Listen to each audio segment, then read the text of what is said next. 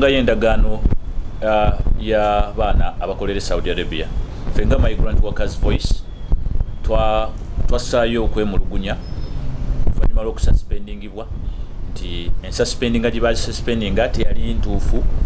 Omukulu n'avaayo PS n'agezaako okunyonnyola era n'retracting statement ye yasooka mu kususpendinga. Ne tugenda mu maaso kubanga twali tukimanyi wabaayo obudde obuweebwayo bwa nnaku 6 okudda mu ndagaano oba okwetegereza ebyo biba bitatambudde bulungi. Mu nnaku ezo twasobola nga Migrant Workers Voice okuwaayo endowooza zaffe eri ministry mu buwandiike era ne tuyitibwa mu lukiiko. Naye mu lukiiko olwo twasanga nga waliwo bye twalaba bitatambula bulungi. Bayinza okwewuunya lwaki ate katwemulugunya. Oluusi tulowooza beyond bo we bakoma yensonga lwaki tuvaayo ebiseera ebisinga ne cases zibatalinaako nakumanya ne beesanga tubakutte offside. Terusobola kuba lukiiko olugenda okuteesa ebintu ebiruma bannansi bannayuganda abafa emirambo egikomawo abaana abakaayana nti babonaabona nga endagaano eno yakutambula emyaka 5 egiddako. Olukiiko olwo lutuule lwa ssaawa 2 bweziti nga n'abateesa tebabawadde budde kujjayo oba okugenda mu conclusion ey'ebyo bye balowooza. Tulowooza singa waaliwo obwenkanya mutuality ne inclusion gye baleeta nti ba stakeholder bateese nga bwe baayita ab'amakampani abayuwera naffe ne batuyita bankuba kye oluvannyuma lw'okkuba akajji ne tuyingira lwampaka. Naye ate twesanga bwe tutuuka munda nga abagenda almost be balimu nga key ministries endala tetuziraba.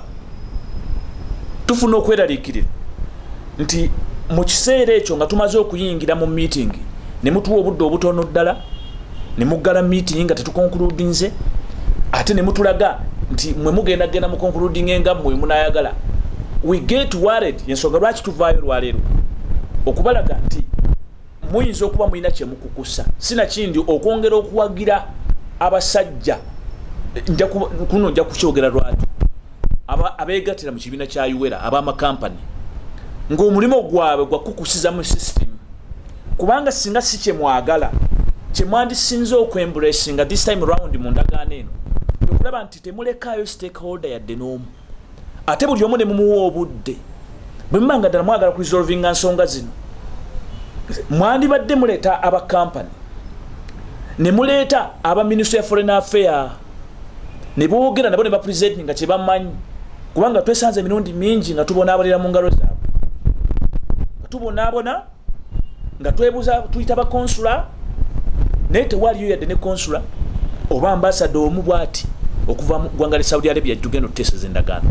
Twebuuza abakiikirira Uganda mu Saudi Arabia bagenda kujjira ku ttiimu ya Saudi Arabia kuba babateeseza nti ffe bannayuganda tuteekeddwa kutuula ffe nga ffe wamu ne sooka tukoncluding ensonga eno oba balina bubeezi muzannyo gwe bazannya bakole ekiguumaaza nti abo bakayonde twabayita ababadde bakaayana nnyo tubejjeeko kati bibi babirimu mugende musalewo bye tutamanyi byonna bye musalawo mwagala kutugamba nti points ze twawaayo oba ensonga zaffe zonna mwaziconsiderinze.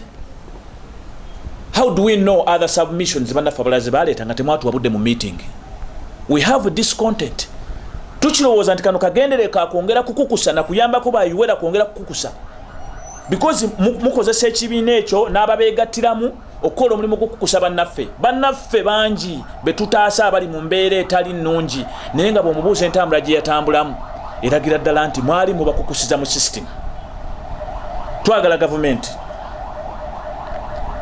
etuwe administration ng'abaana bannayuganda tukooye okutambulira mu nkwawa z'abasajja bano abatwala abantu ebweru n'okuweebwa ebbeetu tebasobola kubanga be balina okututwala ate be batuuka eri bavunaanyizibwa ate ne mukutulwanirira tekisoboka olwedde baba baatuwaayo dda. Yensonga lwaki tusaba nti mu byonna ebikolebwa nga tetunaba kubasaba musaala gutwongera twetaaga tulaba akawaayiro n'okukakasa nti ddala ffe mwetuli munda ng'abakozi. Ekyokubiri tetwetaaga kuddamu kulekera buyinza basajja b'amakampani kubanga okubonaabona kwaffe kutandikira waka. Omuntu analabika obulungi mu bantu ayambala bulungi ng'asinziraka. Abaana bemulaba balina obuzibu n'abavuma abasinzira ne bavuma mu busungu obungi ne mbalaba nga boogera byebakola byonna byebakola ku TikTok babikola naye disorganization etandikira waka. Ababategeka tebali willing kubagatta wamu, tebali willing batwala bweru nga balina okubanga balina uniformity, so nga ate babatwala babagamba tubatwala mu ngeri ey'okubanga yabuvunaanyizibwa. Ekirala ekibuuzo kye twebuuza nga bankuba kyeyo, lwaki njawulo kyeriwo wakati w'oyo akukusiddwa n'oyo eyatwalibwa nga ayise mu safe labor gye bayita company? Balina njawulo ki? Mugitubuulire. Kyekisikiriza mubaddala nga mwagala kuziyiza human trafficking, kyekisikiriza omuntu okulekayo kukusibwa?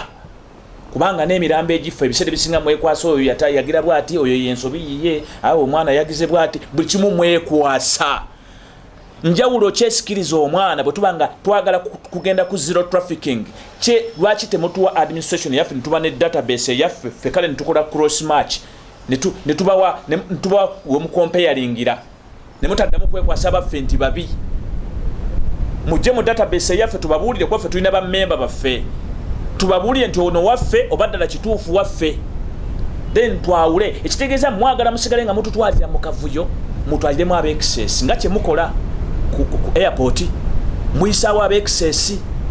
Ekyokubiri, bwe mubanga ddala mwagala kukola enjawulo mu mulimo gwammwe, abaana incentives kize balina mu mulimo gwammwe, kyekisikiriza omwana okugamba nti anyina kuyita mu company by all means n'ateegomba trafficker.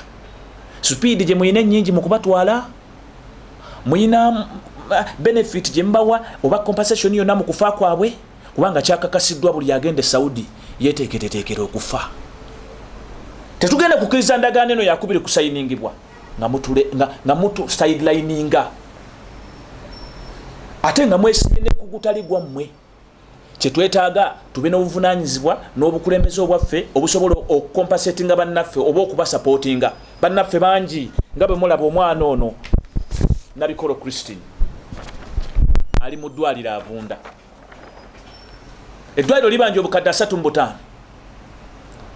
Yakomawo ng'alwalidde wa mukama we Muwarabu, talina yadde na package yonna emukwatiddeko.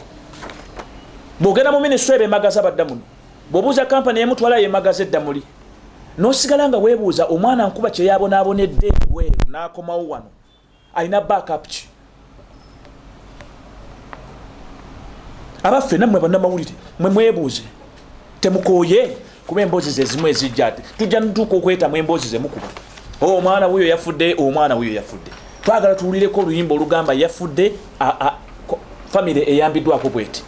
Bannaffe balese bamulekwa, bamaama baabwe bajja wano okutusaba obuyambi bwe tutayina, tukikooye.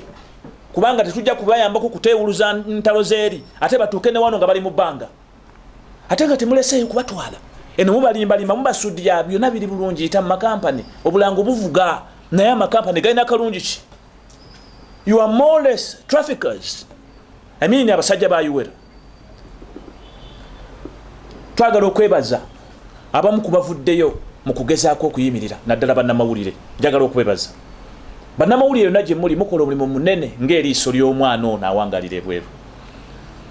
Ebitongole ebyenjawulo ebivaayo mu kuyimirira n'amaloboozi g'abaana bankuba kyeyo, tubeebaza. Civil society organizations, twagala okwebaza kubanga mujjukira wano twalina emisinde yali emu ku koozi egezaako okulaga nti tulina abaana wano mu ggwanga. Office ya mukulu ambassador Abe Walusimbi yayimirirawo, naye nga bala baali bawakanya ekintu ekyo. Singa baali abayuwera baagaliza nnyo abaana bankuba kyeyo, bandibadde be bali frontier, be bandibadde ba frontier mu kusaawa emisinde egyo gidduukirira abaana bano. Abaffe batwagaliza kalungi ki? Yali office ya president ye yavaayo negamba muleete emisinde tugikole ki? Naye nga kaabula kate baganya ogiddamu, abo balina kye batwagaliza. N'olwekyo tusaba minisitule ya genda etuggyeko abantu bano abayuwera bagende mu kabiina kaabwe, baba eyawula bagende mu byabwe bye bakola babikole, ne batuleke nga abakozi. We need our sovereignty. We are tired of seeing our members being divided. They are being divided and they are left like that after being used. This amounts to exploitation. Obasanga bafojinga obuntuntu kakati ate tulese kadi ya yellow. What's that? This is all exploitation. How can you drive such a move and you leave the welfare of workers? You leave considering the welfare of workers first. You are up to checking yellow fever. Hello, is that our welfare? Tulabise okuddamu kye twavuddemu. Singa tetusimba makanda saawa eno tugenda kuddayo gye twabadde. Singa endagaano eno esayiningibwa mu ngeri y'okubanga speed ko bali mugivugira mu bisenge n'okulaba nti babuzaabuza n'okusiiga ekifaananyi, you know, tulirayikira okuddamu. Kubanga bwe kibanga Abawarabu baagaana okukkiriza ebibadde mu ndagaano enkadde, emyaka gyonna 5 ne gyeziningula kubanga yerenewinga automatically. Ne tudda mu mirala 5 ne tugenda mu mirala 5 nga yenga bo baganya okwanukula ministry agenda kye bagamba nga baganya okwanukula government ya Uganda kye basaba. Kitegeeza gye tulaga tetuyina njawulo singa baddamu ne basayininga obukwakulizo obwefaanaanyiriza. Awo nno tusabira nti ffe tukikooye ebbanga letumalanga tetuyina mirimo wano nga bana Uganda, ng'ate government eyagala okukola omulimo oba business y'okututwala ebweru. Kye twetaaga kimu, twetaaga obukulembeze obwaffe tekiina nnyo njawulo. Saudi Arabia tetummangako obukulembeze buno okujjako bannayuganda abakotogeza abali wano. Saudi Arabia obukulembeze yabuwa abaana Abafiripine mu nsi zonna. In fact Philippine erina obukulembeze bw'abakozi okuvira ddala mu ggwanga lyabwe Philippine obuli appointed nga bo buli ku nsonga z'abakozi. Leave alone Byabatwala. Lwaki Philippine ekisobola ne kikkirizibwa Saudi Arabia? Naye kati mwe banegotiator baffe bwe mbanga temuyina mululu grid muyina omululu singa temuyina mululu lwaki temuleka abaana bano? Are you promoting child labor? Mutwala abaana bato nti mubatya tebasobola kweyogerera? Tusobola okweyogerera.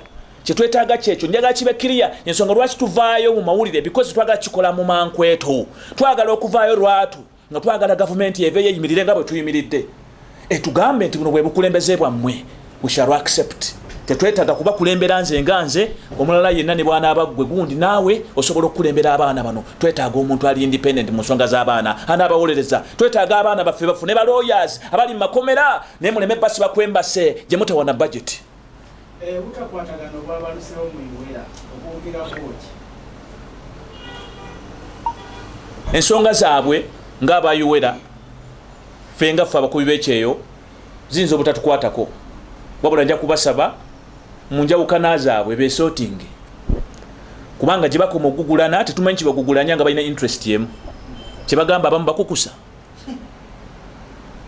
Lwaki bagezaako okulwana? Kiki balwana? Okujjako kyentera okuwulira nti mulimu abamu batayagala kukola, tayagala kunoonya abaana bakutwala bweru, tayagala kuyita mu system wabula ayagala abeeraawo nti nze ndi gundi wa Iwera asonde mu banne zino eza Iwera. Abalala baagala kuzannya kwongera kukukusa ati kechata plane number nga talina akagamba kubanga alina abanene mu ggwanga. Human trafficking can go to zero singa abasajja abo bakkiriza okubeera mu kibinja ekimu ne bawuliziganya ne bakwatagana ne beewolereza nga mu bizinesi zaabwe ate naffe ne batuleka ne twewolereza ku ddembe lyaffe. Tetubalinaako obuzibu era enkaayana zaabwe twagala ziyingiramu kuba naffe tulina obunafu bwaffe ng'abakozi. Wabula kyenkubiriza bankuba kyeyo nti olutalo lusemberedde bwe tulina okusala. We either cross today tusala leero mu ndagaano eno oba okusigala nga tuli musenga linnyemu nga zeemu. Ezimu ku nsonga endala ze twetaaga mu ndagaano eno mulimu okwongeza omusaala bammemba baffe abaana naddala aba domestic worker abakolera Saudi Arabia, abaana bakola obwayaya mu mayumba abadde basasula obusente butono $9,000 mu mutunulire economy weyimiridde olwaleero babanga babagamba $9,000 mu 2000 mu something mu mwaka ogwa 2019 kakati n'essaawa eno nga bakyali ku ssente ezo mu butuufu tebuba bwenkanya.